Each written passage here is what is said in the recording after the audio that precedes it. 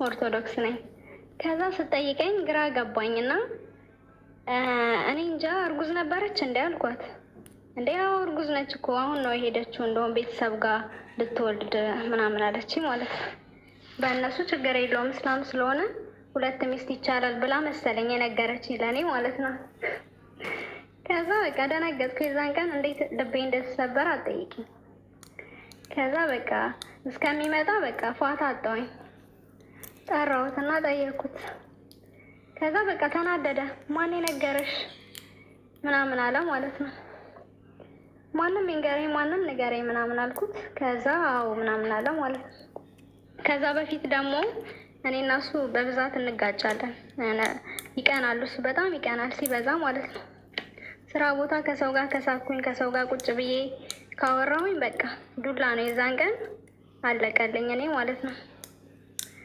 ከዛ አንድ ቀን እኔ አስተማሪ ነኝ ብዬሽ የለ ያው ባልደረባዎቼን አወራቸዋለሁ ግዴታ ነው። ምክንያቱም አስተማሪ ስትሆኝ ብዙ ነገር ታወሪያለሽ ከባልደረባሽ ጋር።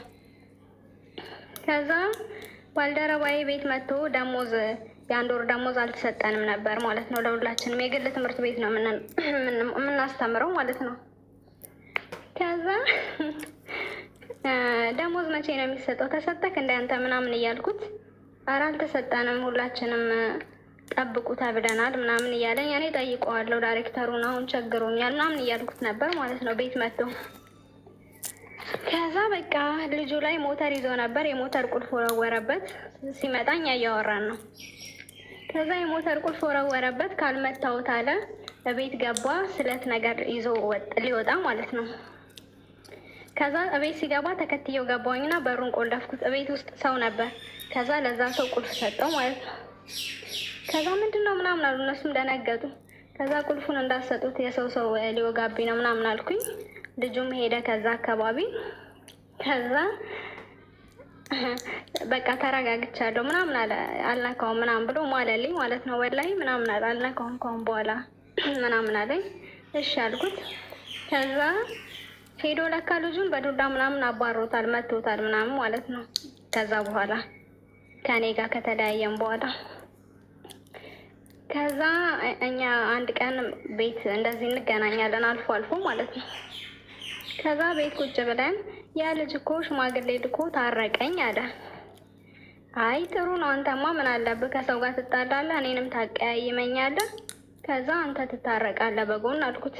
ያንን ስላልኩት ብቻ ይሄ ቀበቶ የለም ብረት አለው ጫፉ ማለት ነው። ከዛ በዛ ቀበቶ መታኝ ማለት ነው። ሲመታኝ አንዴ ሁለቴ መታኝና በሶስተኛው ሳላስበው እሱም ሳያስበው ጭንቅላቴን ያ ብረት አገኘኝ ማለት ነው። ከዛ ወዲያው ዳማ ፊቴ እንዳለ ደም በደም ሆነ። በቃ ሙሉ ልብሴ ሰውነቴ እንዳለ ደም በደም ሆንኩኝ ማለት ነው። ከዛ ሰው ልጅ ደንግጦ ምናምን ይሄዳል አይደለም። ወጣና በር ቆልፎብኝ ሄደ። እኔ እዛ ጋር ልሙት ልትረፍ ምን አገባው። ከዛ ጥሎኝ ሄደ። ሲስተር አለች እና ስራ ቦታ ሄዶ እሷ ጋር ምግብ በልቶ ምናምን በቃ እየተዝናና ነው በሞተር ወደዛ ወደዚህ ምናምን እያለ ማለት ነው። እኔ እዚህ ጋር እኮ ደም በደም ሆኛለሁ። ቤት ውስጥ እንዳልወጣ ምንም ማድረግ አልችልም። በር ተቆልፎብኛል። በዛ ላይ ደም በደም ነኝ። ውሃ እንኳን የለም ቤት ውስጥ መታጠቢያ ማለት ነው። ከዛ በቃ ምንም አላልኩም። ከተኩል ሰዓት ምናምን በኋላ መጣ። ከዛ ልበሺ ልብስ እንትን ከላይ ኮፍያ ምናምን አድርጊ ምናምን አለኝ። አደረኩኝ። ሐኪም ቤት ይዞኝ ሄደ። ከዛ ወዲያው ግሉኮስ ምናምን ተደረገልኝ። ተሰፋው፣ ፀጉሬን ተላጨው፣ ተሰፋው። ይሄ ሁላ ሲፈጠር እናቴ አታውቅም፣ እህቴ አታውቅም፣ ማንም ያውቅሱ የለም። እሱና እኔ ብቻ ነን። ከዛ ሐኪሞቹ ምን ሆነሽ ነው ሲሉኝ መልስ አልሰጥም። ምክንያቱም እንባዬ ይመጣል። በጣም ነው ማለቅሰው። ከዛ ሆስፒታል ተኝቼ አልተናገረም ለማንም፣ ለቤተሰብ ለምንም። ከዛ እናቴ ደግሞ ከኛ ርቃ ነው የምትኖረው በዛ ሰዓት በስራ ጉዳይ ማለት ነው። እህቴ ብቻ ነበረች። ከዛ ለእህቴ ሄዶ ምን ይላታል? እህትሽን እኮ ፈነከትኳት፣ እህትሽን እኮ ፈነከትኳት እሷ ነች ያለችኝ። እና አላመንኩም አለች። የቀልድ መስሎኝ ነበር አለች። አትቀልድ እባክህ፣ የት ነች? ዛሬ እኮ ቀኑ ሙሉ አላየኋትም ምናምን አለች። እህትሽን እኮ ፈንክቻታለሁ፣ ሐኪም ቤት ነች ምናምን። ከዛ እኔን ደግሞ መጥቶ ሳለቅስ እሺ እሺን ላምጣልሽ ይቅርታ ምናምን ይለኛል ማለት ነው። እኔ መልስ የለኝም፣ በቃ ደንግጫለሁ። በህይወቴ ወንድ ልጅ መቶኝ አያውቅም እንደዛ። ከዛ ለዛውም በፍቅረኝነት ሳልጋባ ማለት ሳያገባኝ እንትን ሳንል በቃ ምንም አላልኩኝም። ቤት ጉልኮስ እንደጨረስኩኝ ቤት ይዞኝ ሄደ፣ እኛ ቤት ማለት ነው ሲስተሬ ጋር። ከዛ እዛ አረፍን።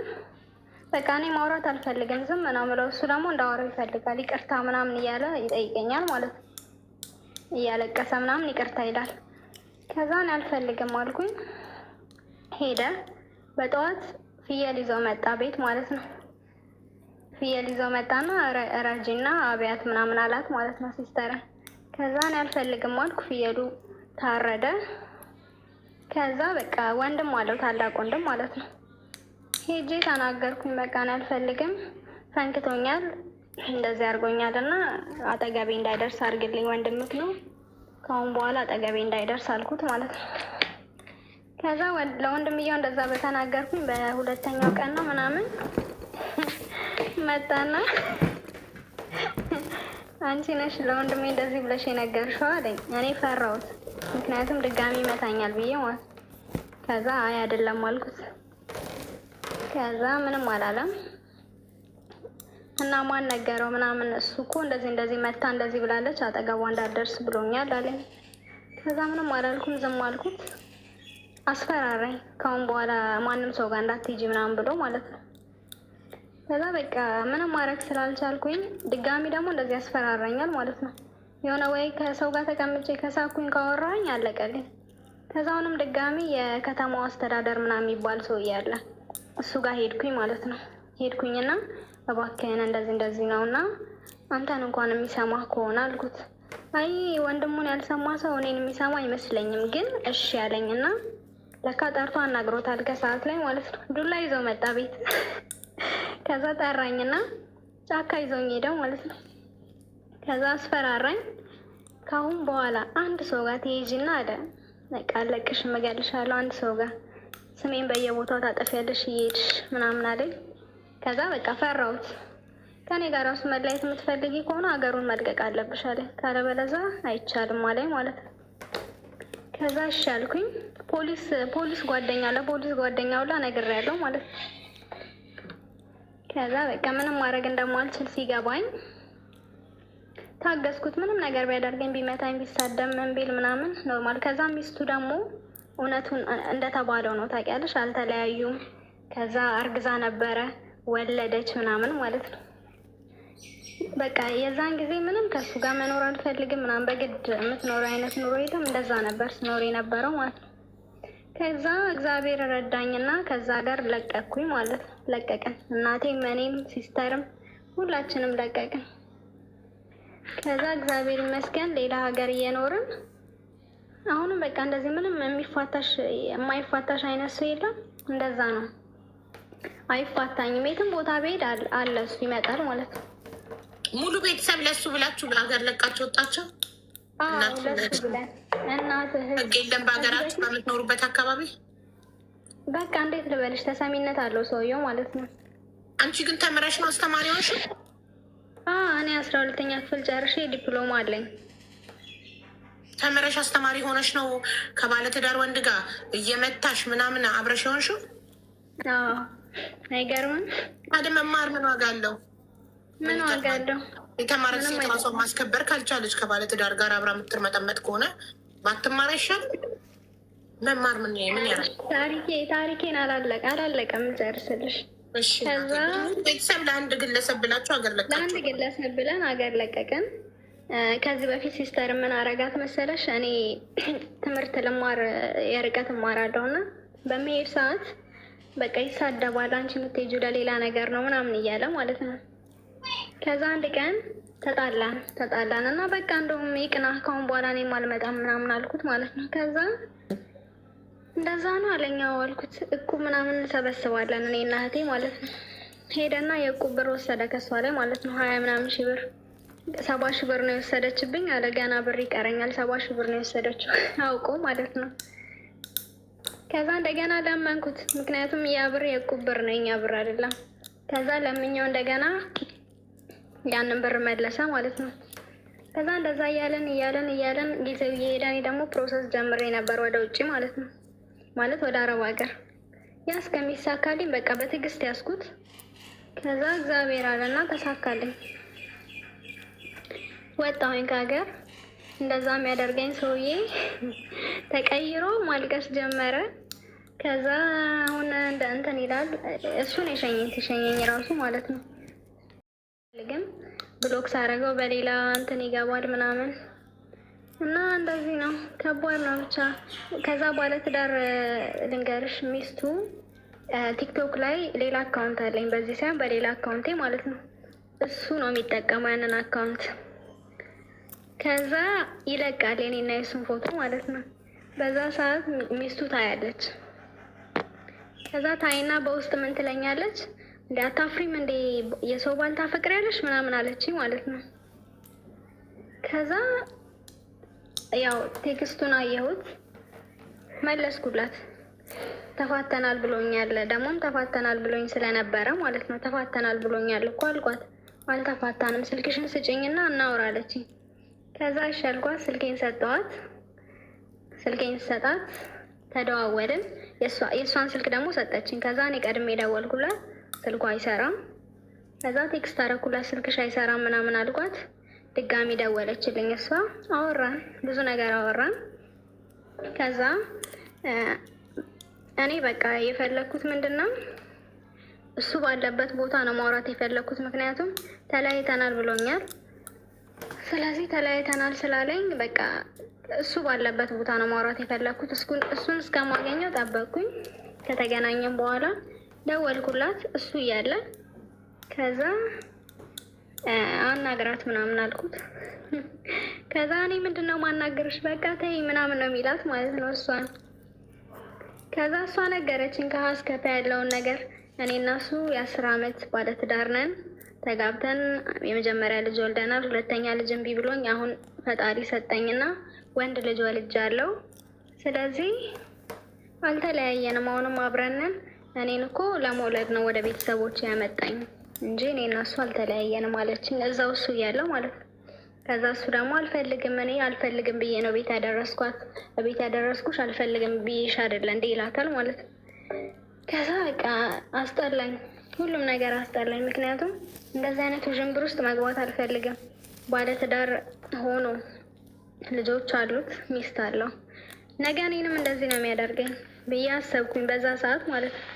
አሁን እሷን ለእኔ ብሎ ትቷት፣ ከዛ እኔ ደግሞ እሱን አግብቼው ብኖር ነገ ደግሞ እንደዚህ ነው። ሌላ ሴት ስትመጣ በእድሜ ላይ ይጫወታል። ከዛ ሌላ ሴት ስትመጣ ያቺን ሴት ያገባና ደግሞ እኔን ይተወኛል ማለት ነው። በቃ የዛኔ ሁሉም ነገር ተስፋ ቆረጥኩኝ ማለት ነው መጨረሻ። ከዛ አንለያይም ሲለኝ አንለያይም፣ ችግር የለውም ሄደሽም አትይኝ ማር አልተውክም ችግር፣ ምክንያቱም ይመታኛል ይማታል። በጣም ብዙ ጊዜ በጥፊ ይማታል። አንዴ ፈንክቶኛል ጀርባዬ ሁላ። ይሄ እንደሚባለው ምልክት ሰንበር ነገር የለም እንደዛ ተቀደሽ ምናምን እንትን የሚለው እሱ ሁላ አለብኝ ማለት ነው። እና እንደዛ ስለሚያደርገኝ በቃ ያንን ፍራቻ አዎ ችግር የለውም ምናምን አልኩት። ልክ ከሀገር እንደወጣ በቃ አልፈልግም ነው ያልኩት። የመጀመሪያው እንትኔ አልፈልግም። ከዛ እስካሁን ድረስ ያለቅሳል፣ ይለምነኛል ምናምን። እኔ ትቻታለሁ እኮ እሷ ዝም ብላ ነው ውሸታም ነች ምናምን ይለኛል። ቢተዋት ራሱን አልፈልገውም እውነት ቢተዋት ራሱን አልፈልገውም። ምክንያቱም ጥሩ አይደለም። ያው ነው ነገ ለሚስቱ ለዛውም 10 ዓመት አብራ ኖራ ወልደው ያላዘነላት ሰውዬ ለእኔ ነገ ያዝንልኛል? አይቻልም በፍጹም። ነገም እንደዚህ ነው የሚያደርገኝ። ልክ የኔ ውበት ያልቃል፣ እድሜ ይሄዳል። ከዛ ሰለቸዋለሁ። ስሰለቸው ደግሞ ድጋሚ ሌላ ሴት ጋር ይሄዳል። እንደዛ ነው። አልፈለኩም አልኩት። በቃ በዚህ ተለያየን ማለት። አሁንም ቴክስት ያደርግልኛል፣ ይጽፍልኛል የሆነ ቮይስ እያለቀሰ ምናምን። እኔ እንደዛ አይነት ሰው አይደለሁም፣ የምታለል አይነት ሰው አይደለሁም። ምክንያቱም የነበርኩበት ቀይሪም እንዳያገኘሽ እዚህ አልችልም። አሁን ያለው ጆርዳን ነው። ስለዚህ በኋላ ቁጥርሽን ከየት አመጣ እሱ? የድሮ የነበረኝ በቲክቶክ ነው እንትን የሚለኝ። ሌላውን ብሎክ ሳደርገው በቲክቶክ አካውንት እየቀየረ ምናምን የሚያለቅሰው በቲክቶክ ነው። ስልሽ እንዴት ነው የሚያለቅሰው በቲክቶክ ነው። እንግዲህ በየቀኑ እየሞላሽ እስኪ ደክሞ አካውንት ይክፈት። ቁጥርሽን አያውቀውም ሲጀመር። እኔ አልመልስለትም እኮ አልመልስለትም። ቁጥርሽን ያውቀዋል። የጆርዳኑን ቁጥር አላወጣውም። እዚህ አላወጡልኝም ሰዎች። በኢትዮጵያ ነው እንትን የምለው። በኢትዮጵያ ነው። ለዛ ነው። ግን አንቺ ቆፍጣና ሴት ብትሆኝ ኖሮ የዛኔ ትልቋ ሴትዮ በእድሜ ተለቅ ያለችዋ ሴትዮ ሱቃችሁ መታ ሚስቱ ሁለተኛ እንደወለደች በነገረች ጊዜ ታቆሚ ነበር። አቋም ስለሌለሽ ነው ያላቆምሽው። ኖ እንደዛ አይደለም። አቋምን ቢኖረኝ እዛ ጋር ቤተሰብ አለኝ። ስለዚህ እኔ ቤተሰቦችን ይጎዳብኛል። አንደኛ እንደ አንድ ግለሰብ ምን ሆነሽ ነው? ህግ ባለበት ሀገር እነሱ ብቻ ነው እንደ ኢትዮጵያ ውስጥ ጀግና ተሰሚነት አለው። እንዴት ልበል?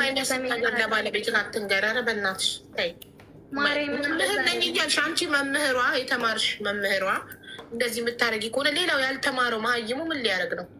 የማይመስል ነገር አታድርጊ።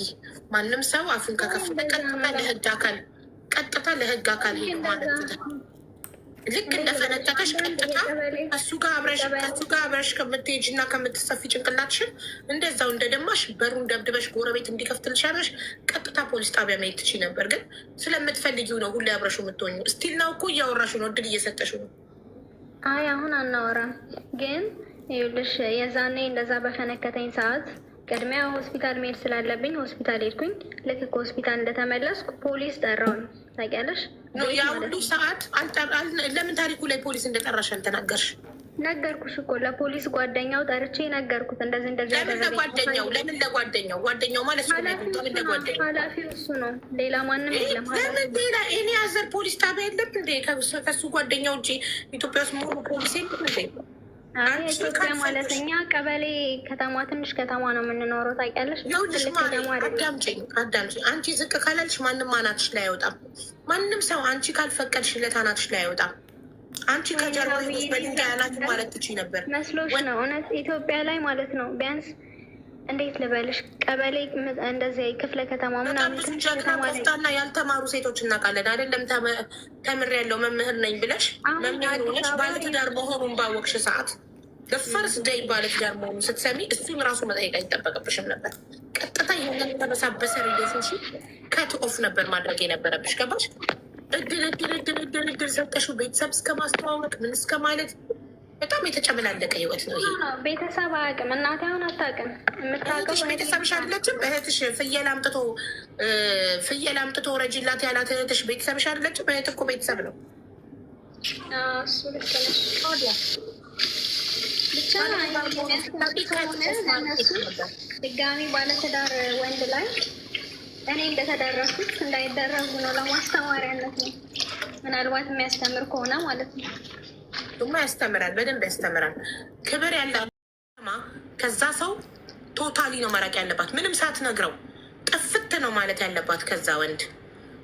ባለትዳር ሆኖ ሚስቱ ላይ የሚማግጥ ወንድ ለማንም አይሆንም። ስለዚህ ምንም እድል መስጠት መነጋገር እውነት ነው ወይ ብሎ እሱን መጠየቅ እራሱ አያስፈልግም።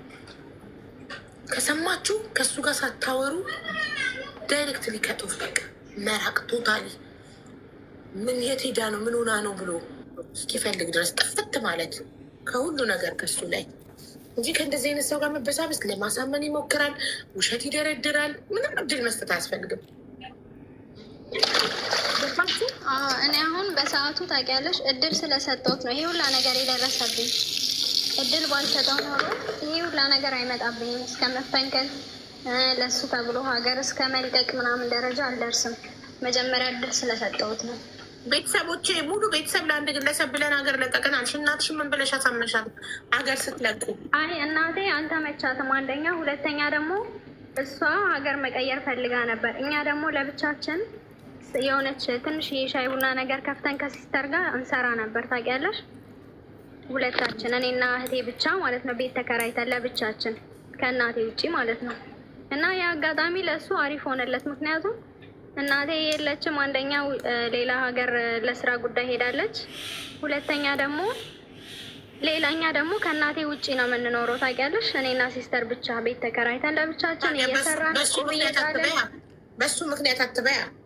እናትሽ እኔ የለቀኩት እኔና ሲስተር የለቀቅነው በሱ ምክንያት ነው። እናቴ አይደለችም፣ ግን እኔና ሲስተር የለቀቅነው በሱ ምክንያት ነው። ምክንያቱም እኔ ለቅቄ ከሄድኩኝ እሷን አያሰራትም። እኔ በሄድኩኝ ሰዓት 20 ሺህ ብር የሰበሰበችውን ወስዶ እንደዛ ስላደረጋት በቃ እኔና እሷ ተመካከርና እኔ ብሄድም አሁን እኔ ያልወሰድኩትን ገንዘብ ወስዳለች ብሎ የሚቀበልሽ ከሆነ ደግሞ እሱም ይለኛል። እኔ ውጪ ማለት ከሀገር ውጭ እንደዚህ አዲስ አበባ ምናምን ሄጄ ስንጣላ አጣፋልሻለሁ በጥፊ እህትሽን ምናምን ይለኛል ማለት ነው እየደወለ እና በዛ በቃ አያሰራሽም። ስለዚህ እናመሰግናለን። በጣም አስተማሪ ገቢ ያለ ዘነዘና የሚሆን ምን የሚያገኘው ትናንት ቻናቱን አልሎ የማን ልጅ ወርቅ ነው? የማን ልጅ ጨርቅ ነው?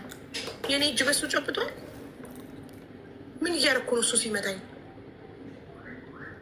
እንዲህ የመጀመሪያ ቀን እንኳን ቤት ዘግቶ ቢመታኝ በነጋታው ውጭ ከጀርባው ተከትዬ ድንጋይ ይዤ ሄጄ ወስጄ ጭንቅላቱን በረክስለታለሁ። የምን መሽለጥለጥ ነው? ጭራሽ እህትሽን ነው ማጣፋልሽ። እኛ ሞክራት አጣፋት። ስትመጣ ልታጣፋህቴን ዘነዘነ ይዤ እጠብቅሃለሁ። አናትን ለሁለት ይበረቅስልሃለሁ። ሁላችንም 9 ወር ተረግዘን የተወለድነው። ማንም ከማንም አያንስም። መጨማለቅ ነው። እሺ ያስሚን